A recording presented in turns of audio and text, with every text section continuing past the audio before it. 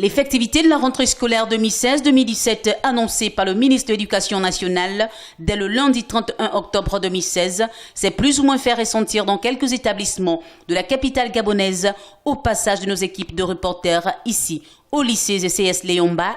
Comme partout ailleurs, le récit est le même. Nous sommes au CES Léomba 1 et là c'est une classe de 3e, nous venons de finir le cours de maths. Les cours ont bien débuté depuis le lundi à 9h20 après le discours de Madame le principal. Les professeurs viennent et tout se passe bien. On espère que nous allons continuer dans ce système. Pour la reprise des cours, on a commencé, dans ma classe, on a commencé depuis mercredi. Et pour les autres classes, j'en sais rien. Mais chez moi, en tout cas, on a commencé depuis mercredi. Les professeurs viennent. Il y a certains qui ne viennent pas, mais en tout cas, l'essentiel vient. Depuis lundi, nous avons effectivement eu cours. Non seulement la présentation des profs, mais nous avons aussi eu cours. Aujourd'hui aussi, nous avons eu cours. Et les profs sont venus. Certains viennent, certains ne viennent pas. Mais nous espérons toujours sur eux.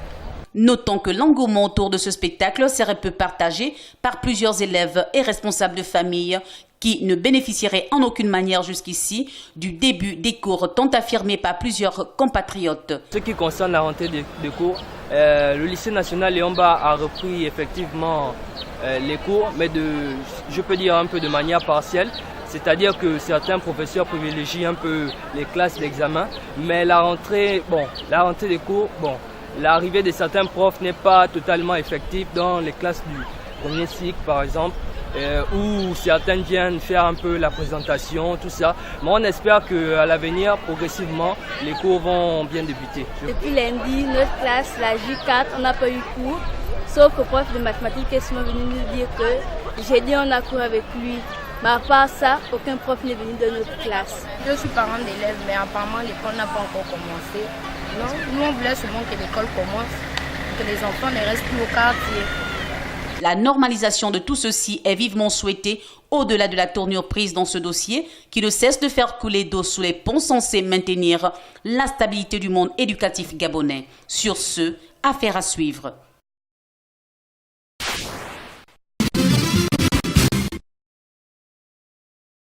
L'année académique 2016-2017 fait encore parler d'elle. Le démarrage des cours qui était prévu pour le 31 octobre 2016 par le ministre de l'Éducation nationale semble ne pas être au bienvenu pour le commun des mortels. Dans moult édifices scolaires, l'heure serait encore au réaménagement, ce qui laisse dire qu'au bon nombre des apprenants demeurent encore assis dans leur ménage alors que le premier trimestre tire petit à petit vers son terminus. D'un côté, l'on pourrait noter la validation tant bien que mal du premier trimestre dans le secteur privé.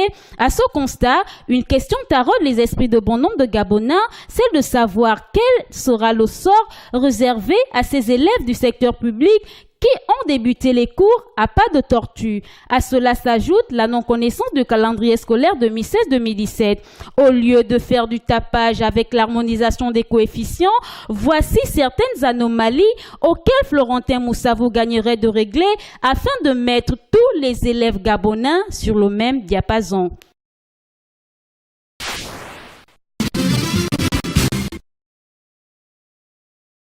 Vie chère, voilà les mots qui circulent sur toutes les lèvres des Gabonais depuis la chute du baril de pétrole.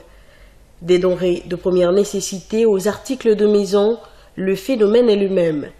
D'où les plaintes des habitants port-gentillais qui ne comprennent pas le pourquoi de la cherté de tout ce qui leur est nécessaire, à savoir se nourrir, se loger, se soigner et s'habiller, pour ne citer que cela. Une cherté justifiée tout de même par certains commerçants. Faire venir le marchandise, il n'y a pas d'abord de moyens. Et même si vous faites aussi venir le marchandise, les douaniers, les contrôles de ceci, les contrôles de cela. Et pourtant, c'est les Moutouki. Bon, on est obligé de faire pour être aussi un peu mieux vivre. C'est pas que c'est un fait exprès. Tu payes les patentes, tu payes l'agrément, tu payes les taxes municipales, tu payes, on dit domaine public, tu payes tout ça. Je commence à faire. Tu as payé ça au Bénin, 1000 francs. Tu as payé les transports, 200. Tu as payé la douane, 300, ça fait 500. Voilà, 500. Tu t'assois. 500, tu mets ton calculatrice, 500, il y a juste combien pour mon bénéfice. Je paye les loyers, je paye les patentes, je paye l'agrément. C'est ok. Si c'est que ça vient moins cher au Gabon, vous cassez la douane.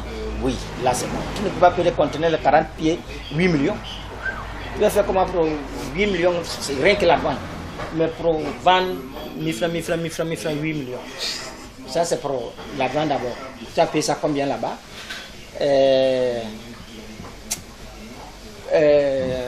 Tu payes à la maison, tu payes les patentes, tu payes l'agrément, tu mets tout dedans sur 8 millions. Mais ici, tu payes les trucs à Libreville. Prendre à Libreville à Port-Gentil, on te demande encore, payer encore les douanes. À cette allure, l'on se demande à quand la fin de la vie chère dans la capitale économique.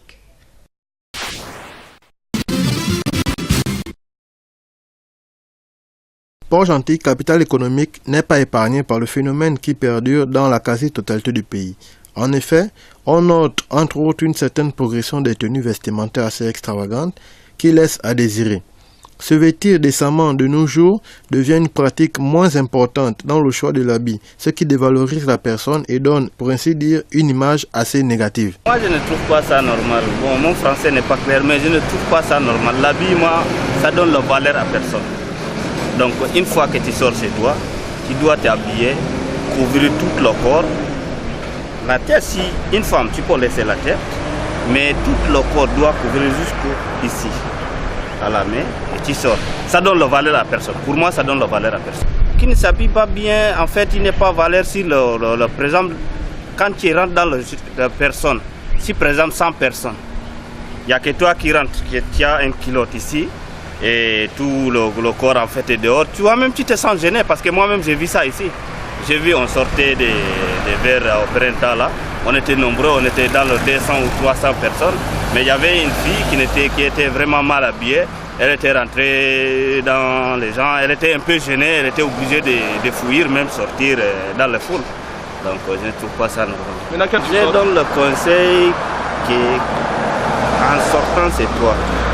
D'abord, il faut chercher les habits qui te donnent de valeur. Il faut chercher les habits qui te donnent de valeur. Et en sortant, c'est toi d'abord. Regarde d'abord. Choisis d'abord parmi tous tes habits, les habits que tu aimes. C'est pas parce que tu aimes l'habit là, elle est courte. Non. Aime l'habit là, il faut que l'habit te corresponde.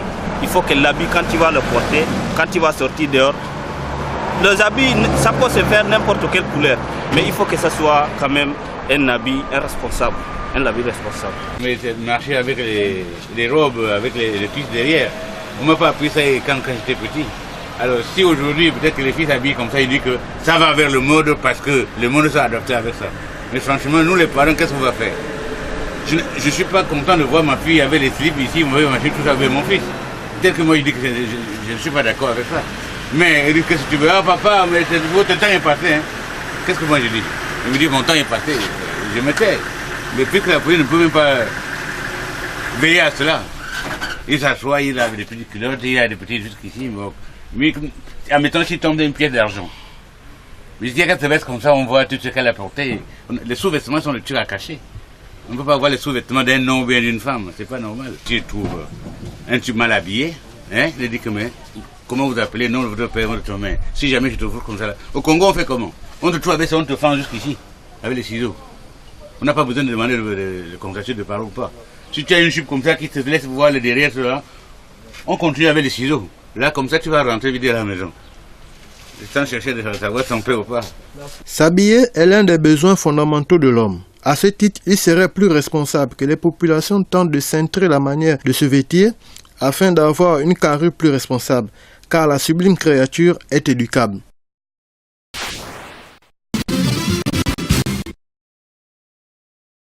BG Fibank et Airtel Money viennent ce mardi 8 novembre 2016 de signer un partenariat qui permettra aux abonnés et aux clients de ces entités de disposer d'un nouveau mode de paiement et de retrait d'espèces sonnantes et trébuchantes en tout temps et partout ailleurs. Alain Kahacha, directeur général d'Airtel Gabon, nous définit ici les contours de ce nouveau partenariat. Lancé en mars 2012, Airtel Money est à ce jour le premier service de paiement mobile au Gabon. Airtel Money compte plus de 680 000 heureux abonnés enregistrés. Heureux parce que ce service leur permet de sécuriser leur argent, de soutenir les proches en transférant de l'argent, mais également il permet d'effectuer des paiements en toute sécurité et instantanément auprès des commerces accepteurs. Aujourd'hui, c'est un grand jour pour Airtel Gabon car l'écosystème Airtel Money se développe. La famille s'agrandit avec le lancement officiel du retrait sans carte dans tous les gaps BGFI. Cette nouvelle réalisation, d'une grande importance pour nos clients, vient se rajouter aux facilités qu'Airtel Money offre au quotidien aux populations du Gabon. Edgar Amon, en sa qualité de directeur général de BGFI, a détaillé le contour relatif à ce nouveau partenariat. Ce qui fait la différence en réalité aujourd'hui, avec Airtel Money, l'ensemble de la clientèle avait la possibilité de pouvoir retirer leur argent. Mais cela présentait un certain nombre de difficultés. Il faut se déplacer chez un agent, que celui-là est bien de la trésorerie pour bien vouloir vous servir. S'il a la trésorerie et qu'il vous sert, mais il n'est pas disponible 24 heures sur 24. Il est minuit, vous avez besoin d'acheter vos médicaments, vous avez besoin de votre argent, cet argent n'était pas disponible. Donc voici la problématique à laquelle nous voulions répondre. Aujourd'hui, avec ce produit, Airtel Money permet à tous ses clients de retirer son argent à n'importe quel moment, à n'importe quelle heure, sans être obligé de se présenter devant un distributeur qui peut être gentil, ne peut être gentil. Si c'est une dame, on est peut-être content. Si c'est un homme, on ne l'est pas. Mais vous avez le choix aujourd'hui de venir devant le distributeur automatique de billets de la BGFI Bank et d'obtenir votre argent à tout moment, à n'importe quelle heure. Voici la valeur ajoutée de ce service. Ce nouveau partenariat entre ces deux entités relative au paiement est actuellement l'apanage des populations qui sont depuis un certain temps marginalisées par les institutions financières et bancaires de notre pays.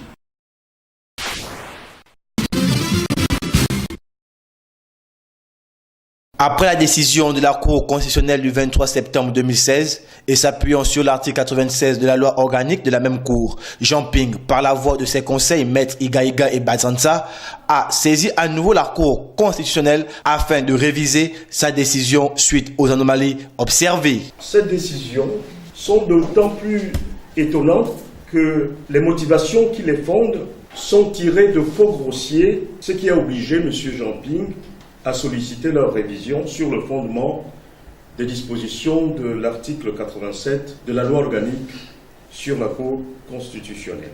Autrement dit, mesdames et messieurs, nous vous informons que M. Jean Ping a introduit devant la Cour constitutionnelle une requête en révision des décisions numéro 50/CC et 52/CC du 23 septembre 2016 relatives aux requêtes présentées par M.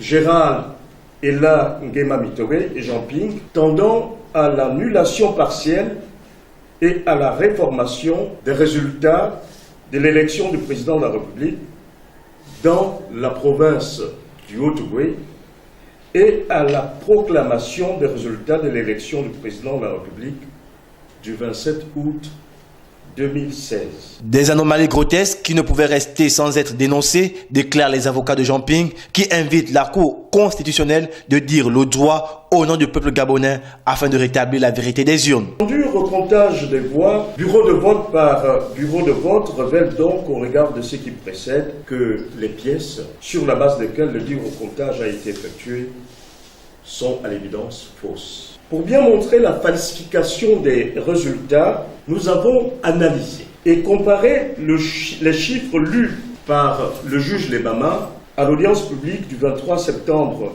2016 avec ceux figurant dans des décisions qui ont été notifiées à M. Jean Ping. Le résultat est simplement stupéfiant. Je vous en donne quelques exemples. De chiffres publiés dans la décision qui nous a été notifiés et ceux lus en audience publique de proclamation des résultats par le juge constitutionnel, M. Lebama. La décision que nous avons reçue de la Cour constitutionnelle indique inscrits 71 642. Et le juge Lebama a proclamé ses résultats à l'audience publique. Quant à lui, il dit nombre d'inscrits 71 358, soit un écart de 284 voix entre les deux décisions. La même décision, mais lue en audience publique, et celle qui nous a été notifiée et publiée au journal officiel. Par cette requête en révision, la Cour constitutionnelle a à nouveau l'occasion de redorer son image ternie par des décisions fallacieuses et partisanes. L'avenir nous dira si la notion d'honneur et d'intégrité dont clament les juges constitutionnels ont la même définition par tous.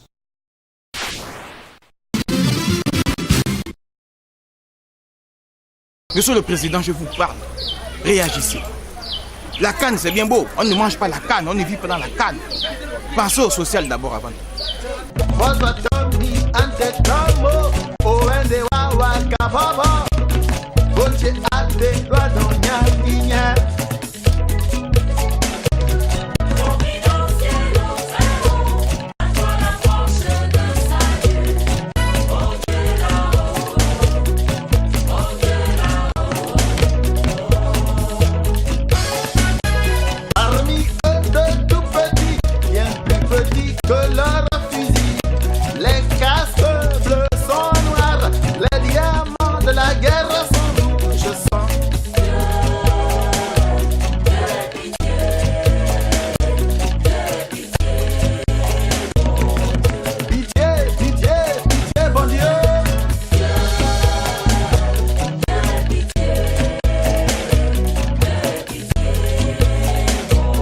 C'est pas la première fois que ça arrive. Le 16 novembre 2014, nous avons eu les mêmes effets.